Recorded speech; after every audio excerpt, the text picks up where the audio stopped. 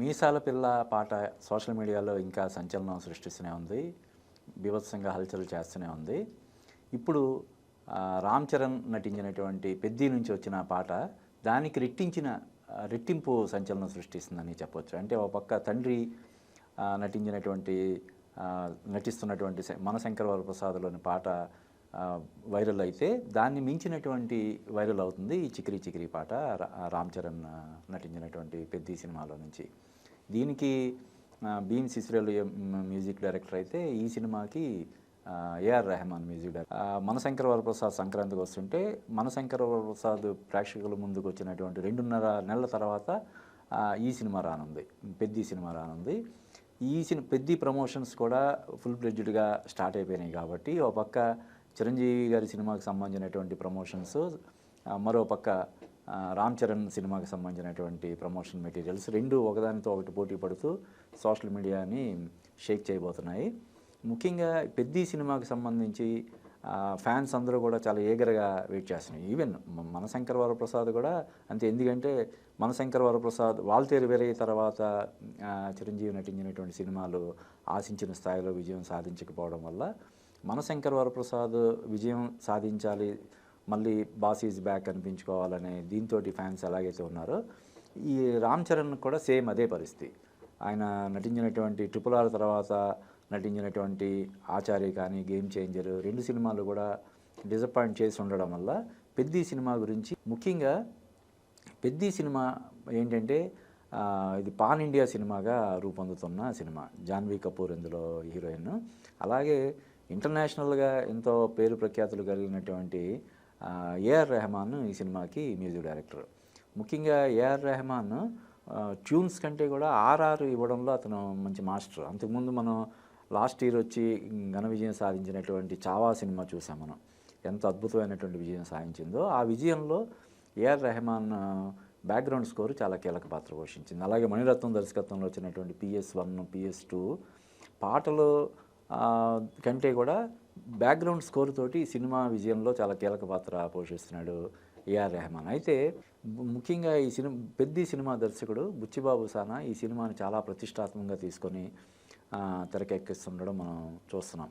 ఎందుకంటే అతను 'ఉప్పెన' సినిమాతోటి, తొలి చిత్రం 'ఉప్పెన'తోటి 100 కోట్లు కలెక్ట్ చేసినప్పటికి కూడా వేరే సినిమాల గురించి వేరే ఆఫర్లు వచ్చినా కూడా అతను ఎక్కడ టెంప్ట్ అవ్వకుండా ఈ ప్రాజెక్ట్ మీద ఉండిపోయి ఈ సినిమాతో ప్రేక్షకుల ముందుకి రాబోతున్నాడు.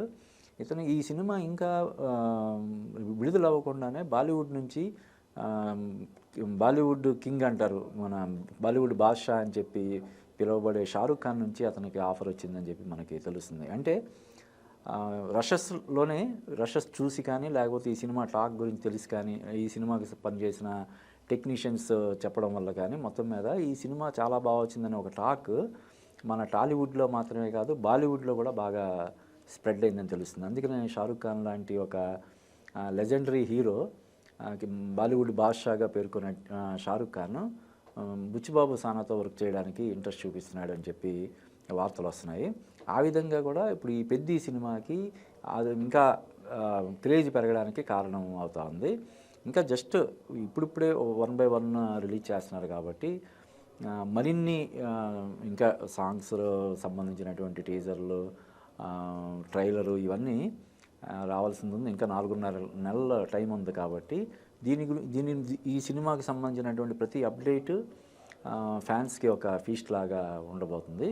అది ముఖ్యంగా మనశంకర వరప్రసాద్ జనవరికి వస్తుంది, కనీసం ఫిబ్రవరి వరకు అది సందడి చేస్తూనే ఉంటుంది. 1 నెల 2 నెలలు అది సందడి చేస్తూనే ఉంటుంది. దాని తర్వాత కొంచెం గ్యాప్ తోటి 'పెద్ది' వచ్చేస్తుంది. ఆ విధంగా మెగా ఫ్యాన్స్కి ఒక ఈ పండగ లాంటిది అనమాట. సంక్రాంతి ఒక పండగ అంటే సంక్రాంతికి వస్తున్నటువంటి చిరంజీవి సినిమా మనశంకర వరప్రసాద్ అదొక మరో పండగ, డబుల్ ధమాకా లాగా. తర్వాత ఈ రామ్ చరణ్ కూడా మార్చి 27వ తారీఖున రాబోతున్నాడు. మార్చి 27 సెంటిమెంట్ ఏంటంటే మార్చి ఈ నెలాఖరికి వచ్చినటువంటి రంగస్థలం చాలా ఎంతటి సంచలన విజయం సాధించిందో మనం చూసాము. తర్వాత RRR కూడా మార్చి ఇందులోనే వచ్చింది, 25, 26 అలాగా తారీఖుల్లో వచ్చింది. కాబట్టి అదే తారీఖుల్లో అదే మార్చి నెలాఖరికి వస్తున్న 'పెద్ది' కూడా ఆ రేంజ్లో డెఫినెట్గా సక్సెస్ అవ్వబోతుందని చెప్పి ఫ్యాన్స్ అందరూ కూడా అంచనా వేస్తున్నారు. మరో ముఖ్య విశేషం ఏంటంటే మార్చి 27కు ఉన్న ప్రత్యేకత మెగా పవర్ స్టార్ ఫ్యాన్స్ అందరికీ తెలిసిందే. అది రామ్ చరణ్ బర్త్డే. సో అదొక మళ్ళీ ఇంకా చెప్పాలంటే ట్రిపుల్ ధమాకా లాగా మనం చెప్పొచ్చు.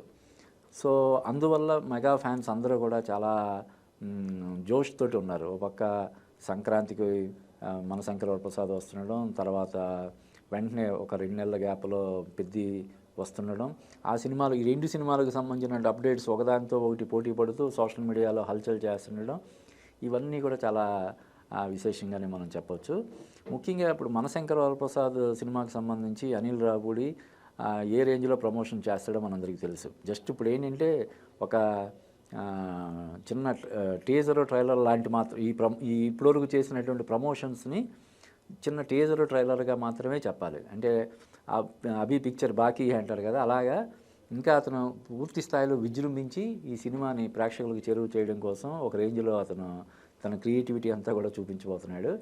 అంటే అది మనం చూసాం. సంక్రాంతికి వస్తున్న సినిమా వెంకటేష్ సినిమాకి ఏ విధంగా అతను పబ్లిసిటీ చేశాడు, ఏ రేంజ్లో జనాల్లో క్యూరియాసిటీ కలిగించి ఆ సినిమా అంతటి సంచలన విజయం సాధించడంలో కీలక పాత్ర పోషించాడు తనదైన పబ్లిసిటీతో అన్న విషయం మనం చూసాం. మరి ఈ సినిమాకు కూడా స్వతహాగానే చిరంజీవి గారు తన సినిమాలని ప్రమోట్ చేయడానికి, పబ్లిసిటీ చేయడానికి చాలా ఆసక్తి చూపిస్తుంటారు. అంటే అంతకుముందు అంటే ఇప్పుడిప్పుడు ట్రెండ్ మారింది, కానీ అంతకుముందు 2-3 ఏళ్ళ క్రితం వరకు కూడా పెద్ద హీరోలు ఎవరు వాళ్ళ సినిమాను ప్రమోట్ చేసుకోవడానికి నామోషిగా ఫీల్ అవుతుండేవాళ్ళు. అయితే ఇప్పుడు అది అందులో చాలా ఆలోచనలో కానీ లేకపోతే అభిప్రాయంలో కానీ మార్పు వచ్చింది. ఈవెన్ ఎప్పుడు తన సినిమాలకు సంబంధించి ప్రమోషన్స్ రానటువంటి పవన్ కళ్యాణ్ హరిహర వీరమల్లు కానీ ఓజీ సినిమాకి రెండింటికి కూడా ఆయన చాలా అగ్రెసివ్గా కొంచెం ప్రమోట్ చేశాడు. అలాగే మిగతా హీరోలు ఇప్పుడు ఉదాహరణకి సంక్రాంతికి వస్తున్న సినిమాకి సంబంధించి వెంకటేష్ ఏ రేంజ్లో ఆ సినిమాని ప్రమోట్ చేశాడు. ఇప్పుడు ఏదో సోషల్ మీడియా ఇన్ఫ్లుయెన్సర్స్ ఎలాగైతే చిన్న చిన్న రీల్స్ వీడియోలు అవి చేసి వదులుతారో అలాగే వెంకటేష్ తోటి అన్ని వీడియోలు అన్ని ఇది చేయించి మన అనిల్ రావిపూడి వదిలేడు. అలా చేయడం వల్ల ఆ సినిమా అంతటి అసాధారణటువంటి విజయం సాధించి 300 కోట్ల పైగా వసూలు చేసింది. ఇప్పుడు మనశంకర వరప్రసాద్ సినిమాకి సంబంధించింది కూడా అనిల్ రావిపూడి అదే స్థాయిలో పబ్లిసిటీ చేస్తాడని మనం ఖచ్చితంగా చెప్పొచ్చు. ముఖ్యంగా ఎప్పుడు కూడా పబ్లిసిటీకి ఆమడ దూరంలో ఉండే నయనతార మొట్టమొదటిసారి ఆమె కెరీర్లోనే ఫస్ట్ టైం అనుకుంటా ఒక సినిమా తను నటించే ఒక సినిమాని ప్రమోట్ చేయడానికి ముందుకు రావడం. ఆల్రెడీ ఆవిడతో కూడా ప్రమోషన్స్ స్టార్ట్. ఈ మీసాల పిల్ల పాట కాదు, దానికి ముందే ఈ మనశంకర వరప్రసాద్ సినిమాలో తను నటిస్తున్న అన్న విషయాన్ని డ్రామాటిక్గా సినిమాటిక్గా ఆమె చెప్తూ రిలీజ్ చేసినటువంటి వీడియో ఎప్పటికి కూడా మనం వైరల్ అవుతుండడం చూస్తున్నాం. కాబట్టి ఇప్పుడు ఒక పక్క చిరంజీవి, నయనతార, మళ్ళీ వెంకటేష్ వీళ్ళందరూ కూడా అంటే సినిమా ద్వారా ఎంత ఎంటర్టైన్మెంట్ ఇవ్వబోతున్నారో అంతకు మించిన రెట్టించిన వినోదాన్ని వాళ్ళు పబ్లిసిటీ ద్వారా కూడా తప్పకుండా ఇస్తారని మనం చెప్పొచ్చు.